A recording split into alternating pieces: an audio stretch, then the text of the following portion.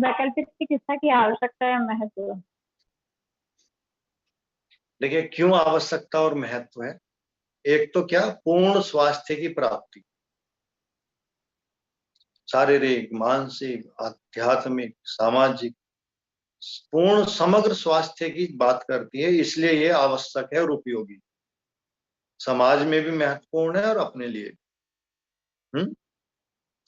प्रसन्नता का आधार, व्यक्ति को और समाज को प्रसन्न रखने में सहयोगी है। व्यक्ति समग्र स्वस्थ होगा तो समाज भी प्रसन्न रहेगा। मानसिक चिकित्सा के अंतर्गत ध्यान, प्राणायाम, उच्च विचार है। प्राकृतिक चिकित्सा में, अभी तुम फिर सवाल आ गया देखो तुम्हारे लिए प्राकृतिक चिकित्सा में किन तत्वों से चिकित्सा की जाती है? कितने तत्व हैं प्राकृतिक चिकित्सा में? सूत्र में याद नहीं है? क्षितिजल पावक गगन समीरा, पंच तत्व से धरा शरीरा। सूत्र में याद नहीं करते? पृथ्वी जल अग्नि वायु और आकाश, पंच तत्व के पास में बंधा शरीर का पास। सूत्र याद नहीं है? पृथ्वी जल अग्नि वायु और आकाश। कन्फर्म हो ये 5 तत्वों से चिकित्सा होती है? मुझे ऐसा लगता है 6 तत्व होते हैं प्राकृतिक चिकित्सा में। छठा तत्व है राम नाम चिकित्सा। महत चिकित्सा कहा है उसको, पढ़ा है कि नहीं? किताब के अंदर पढ़ते, शुरू से नहीं पढ़ते। 6 तत्वों की बात की गई है प्राकृतिक चिकित्सा के अंतर्गत। 5 महाभूत और छठा राम नाम चिकित्सा, महत चिकित्सा की बात की गई है। तो इसका क्या दूसरा उपाय और उपयोग है? प्रसन्नता का आधार। प्रसन्नता का आधार है इसलिए महत्वपूर्ण है। कैसे?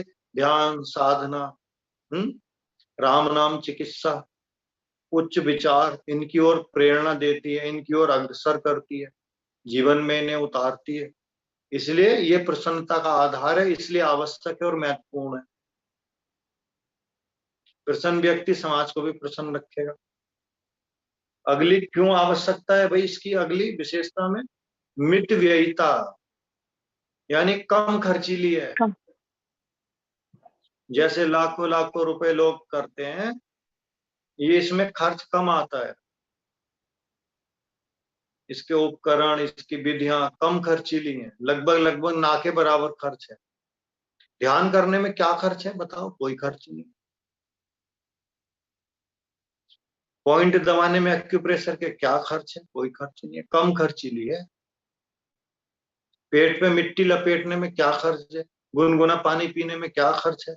ये सब चिकित्सा के पार्ट है। तेल शरीर पे लगाने में, तेल खरीद के लाने का तो खर्च है। तो कम खर्चीली है, इसलिए आवश्यक और महत्वपूर्ण है। क्रमबद्ध जीवन का विज्ञान है, इसलिए आवश्यक है। क्रमबद्ध जीवन का विज्ञान कैसे है भाई? देखिए सृष्टि में और शरीर में और वातावरण में सभी क्रियाएं एक लय के साथ चलती हैं। खाना अंदर जाएगा, पचेगा, फिर स्टूल बनेगा, फिर शरीर के लिए पोषक तत्वों का निर्माण होकर फिर शरीर में लगेंगे। हमारा भोजन करना, उठना, बैठना, पूरी दिनचर्या, सोना, ये सब एक क्रम है जीवन का। तो क्रमबद्ध जीवन का विकास करती है। किस तरह, कैसे सोना चाहिए, कैसे उठना चाहिए, कौन सा कार्य कब करना चाहिए। पहले दांत साफ करो, है, फिर साधना करो, फिर भोजन करो, फिर सो। खाना खा के नहा लेते हैं और उठते सोते 2 बजे हैं, उठते 11 बजे हैं। तो एक क्रमबद्ध जीवन का विकास नहीं हुआ। रात में उल्लू चमगादड़ की जिंदगी जीते हैं और सर में दिन में माइग्रेन करते हैं। तो ये क्रमबद्ध जीवन की शिक्षा नहीं देती, अन्य ये वैकल्पिक चिकित्सा देती है। क्रमबद्ध जीवन का विकास करती है सही दिशा में, इसलिए ये जरूरी है। फिर क्या है? दुष्प्रभाव नहीं है, साइड इफेक्ट नहीं है इसके। जो अन्य चिकित्सा है उनके एक रोग को ठीक करेंगी और 4 को और पैदा कर देंगी। तो इन चिकित्सा, वैकल्पिक चिकित्सा का साइड इफेक्ट बिल्कुल नहीं है, दुष्प्रभाव रहित चिकित्सा है, इसलिए ये आवश्यक और जरूरी है। संपूर्ण शरीर का शुद्धिकरण करती है, इसलिए इसका महत्व है, आवश्यकता है। शरीर के साथ साथ समाज शुद्धि पे भी बल देती है। अभी हमने सामाजिक स्तर पे इसके क्षेत्र में पढ़ा। तो संपूर्ण शरीर की शुद्धि षटकर्म के द्वारा, आसन प्राणायाम के द्वारा, विरेचन वमन के द्वारा शरीर शुद्धि पे बल देती है। इसलिए ये महत्वपूर्ण और आवश्यक है। कार्य क्षमता में वृद्धि होती है। जब हमारा शरीर स्वस्थ होगा, प्रसन्न भी होगा, इंद्रियां प्रसन्न होंगी, तो हम अपने कार्य करने की क्षमता में विकास कर लेंगे, थकेंगे कम, उदास कम होंगे, नकारात्मक वृत्तियां कम आएंगी, तो हम जो है ये आगे बढ़ेंगे। इसलिए भी ये आवश्यक और इसका महत्व है। सहज सुलभ पद्धति, इसका क्या मतलब है? आसान, देखिए गांव देहात में बहुत पैसा नहीं है, अभी बहुत एडवांस चिकित्सा की व्यवस्था भी अभी कुछ जगह है, कुछ जगह नहीं। तो इन चिकित्सा पद्धतियों को सरलता से घर पे अपनाया जा सकता है। भाई किसी ने कहा स्टीम बाथ बना लो, कुकर में बन सकती है। किसी ने कहा भाई ऐसे पेड़ों की छांव में पत्ते की ओट में सूर्य स्नान लेना है, तो सहज सुलभ है। कोई भी गरीब से गरीब, अमीर से अमीर अपना सकता है।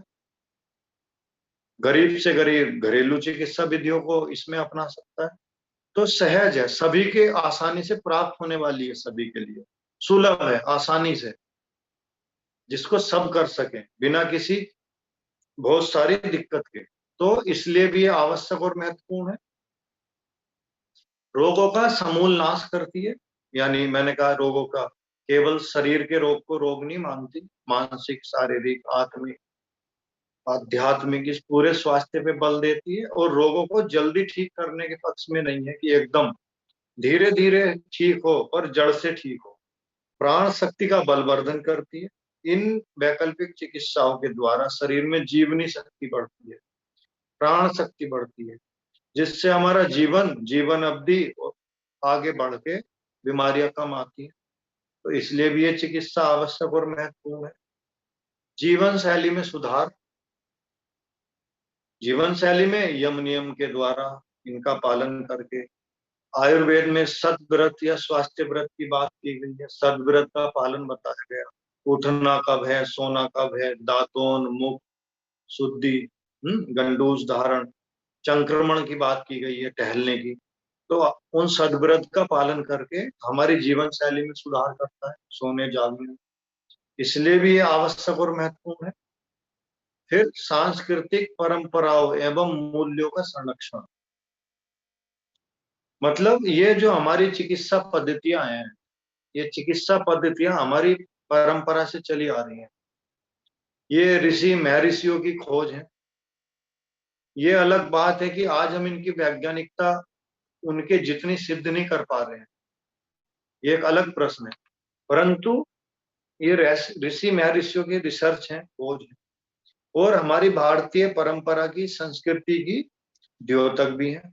इन पद्धतियों को अपना के हम अपने जीवन में इनका शिक्षण, प्रशिक्षण और चिकित्सक बन के हम अपने प्राचीन भारतीय सभ्यता, संस्कृति की रक्षा भी करते हैं।